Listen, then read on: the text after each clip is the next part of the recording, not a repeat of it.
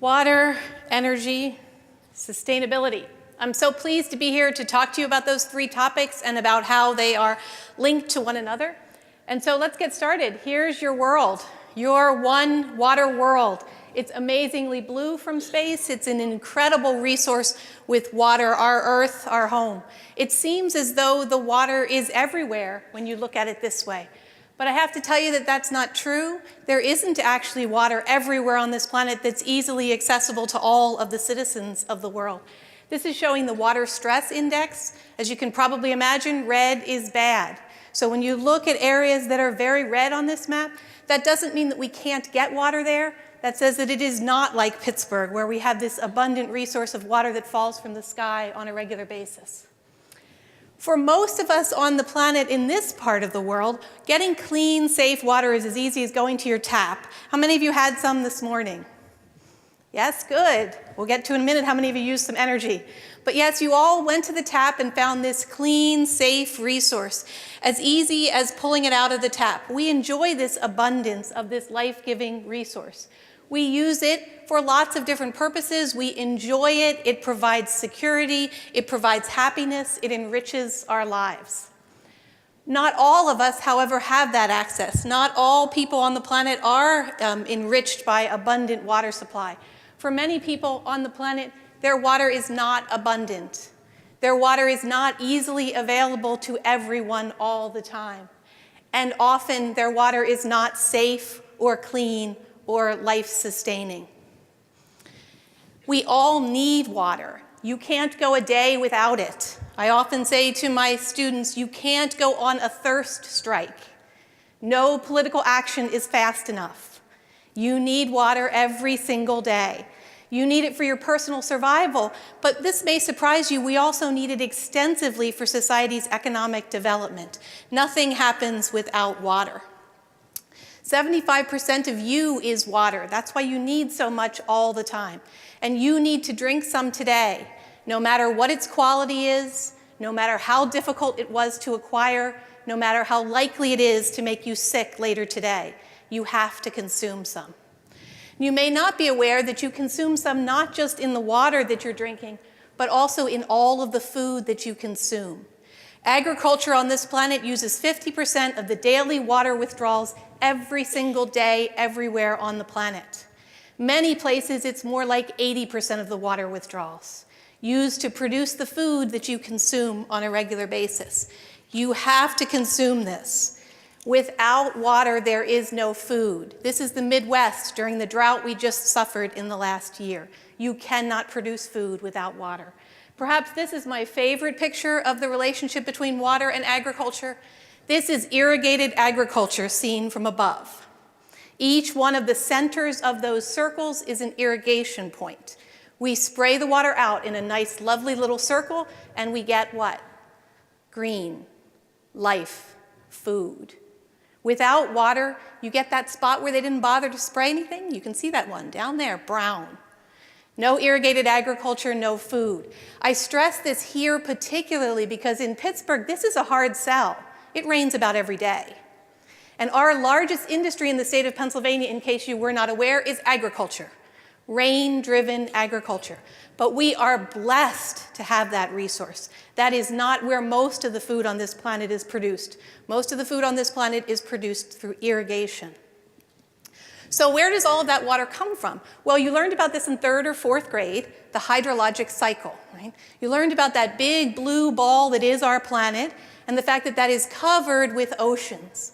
Those oceans are salt water. That water evaporates, and as your 4th grade science teacher told you, it goes up into the air, and it's blown over the mountains, and the mountains drop it down into the rivers, and the rivers and streams bring it to you and me, right? She was wrong. That's not actually how that happens. That might have been how that happened before there were people on the planet, but now your entire water system is heavily engineered.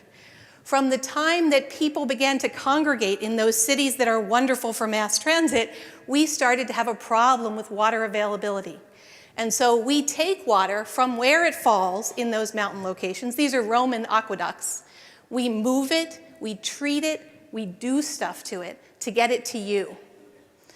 This is a more modern aqueduct. You can see that we've come a long way. It's basically still a big open channel through which we transport water, although now we spend a lot of energy and effort to take it from places where it falls to places where we want it, often expending considerable energy to do that. This is an example from the irrigated agriculture in California.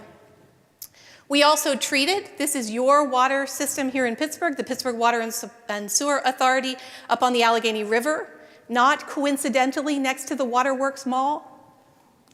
The Waterworks was first, the mall came later. Okay. That Waterworks Mall actually sits on top of the old sand filters, which were the original way we treated your water. We've come a little bit from that original treatment, but we treat your water so that it is potable for you to drink. That doesn't just happen. Although you are welcome to take a glass out in a rainstorm and drink it, that's not where most of your water comes from. Most of it is treated this way. We also take our wastewater and treat it so that when we return that water to the hydrologic cycle, we aren't making it worse. And so here in this region, that's Alcosan's job, taking wastewater, treating it so that its discharges can be safe. Amazingly, we can even take seawater and make that drinkable for you through a process called desalination. It's not easy, but as I tell my students when they're in my class, you can give me anything and I can make drinkable water. That's my job. That's what water engineers do. We take any resource whatsoever. As long as you have quantity, I can give you quality. Now, it isn't cheap, right? And this talk is about water and energy and sustainability, so you know where this is going. All that water engineering takes energy.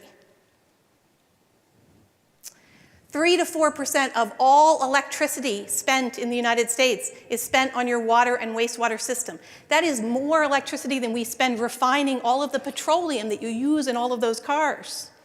Okay? This is a tremendous amount of energy. California spends 30% of their natural gas and 20% of their electricity day in and day out to provide water services. The water in California does not fall from the sky the way it does here in Pittsburgh every day, and it falls pretty far from where the people live. And so most of that energy is spent on transporting. That energy needed for water transport and water treatment is expected to increase from about 42 to 55 billion kilowatt hours in a year over the next few decades. This is the US only. This is what we expect. You're going to have to invest much more in that clean water and providing that water to the locations you want. So now let's talk about the other side. How do you get that energy?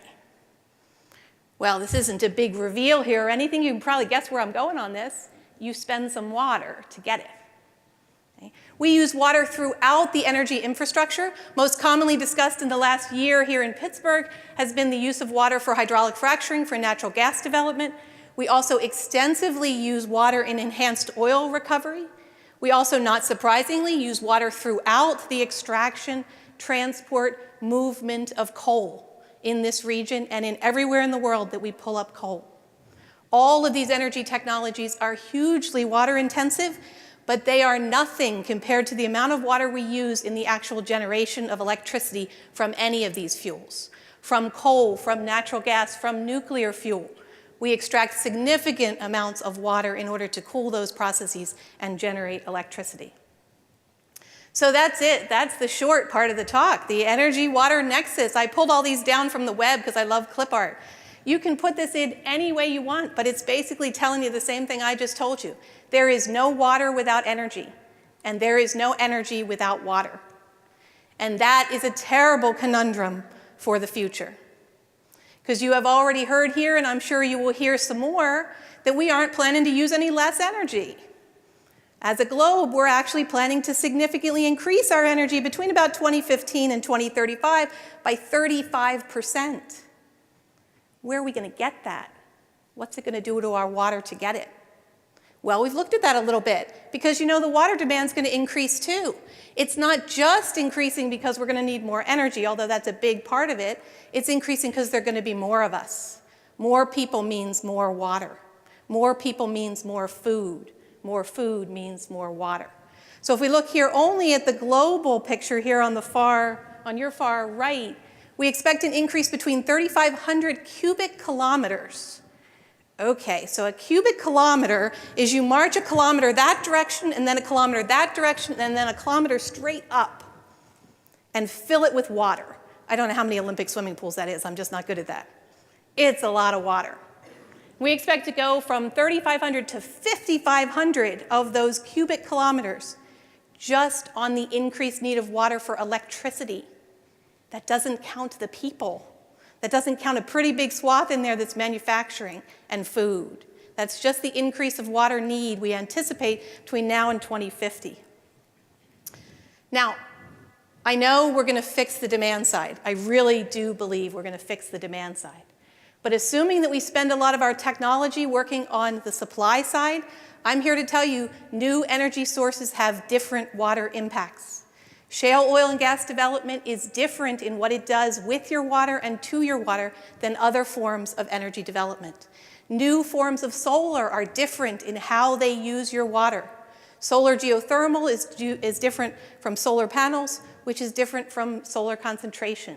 They all use water in different ways. They all affect water in different ways. We're also, since we're stretched on the water side, going to be looking for some new water sources too. I expect we're going to get called here in Pittsburgh. Hey, you got a little extra. How about you give some to us? Because the alternative in a lot of places are going to be sources that are really difficult. The oceans, deep saline aquifers, our own wastewater. Again, I can make you potable water out of anything. That's my job. I'm good at it. I train hundreds of engineers to do it every year. But it's going to cost you energy. And so these different and new water sources are really going to have different energy needs and different energy impacts. We're going to have to think about that. Layer on top of that the fact that your hydrologic cycle is no longer stationary. That's a big way of saying that it's raining in different places, in different ways, at different times than it used to. Our changing climatic conditions are going to end up with water winners and water losers. And I leave it to you to really decide which one Pittsburgh's going to be. We're supposed to get more water. I'm a water person. I say that's we're a winner. But you guys live here. You might think we don't want all that extra water. But there will be places that get more water more intensely. There will be places that get a lot less water. Do not try to grow food where there's no water. Okay? If there's water there today, that doesn't mean there will be in the future. So the change in how the water falls, both in time and space, is going to be huge. I'm an engineer. Our infrastructure is not ready for that. Infrastructure, particularly water infrastructure, is built on the concept that the rain this year will look a lot like the rain last year. I built the reservoirs that way. I built those large-scale transit that way for water, all those big systems for moving water. They're built on the idea that this year will look a lot like the last 100 years. And it might rain a little more this year, but certainly not more than it's ever rained before in the history of this location. So the infrastructure is not ready.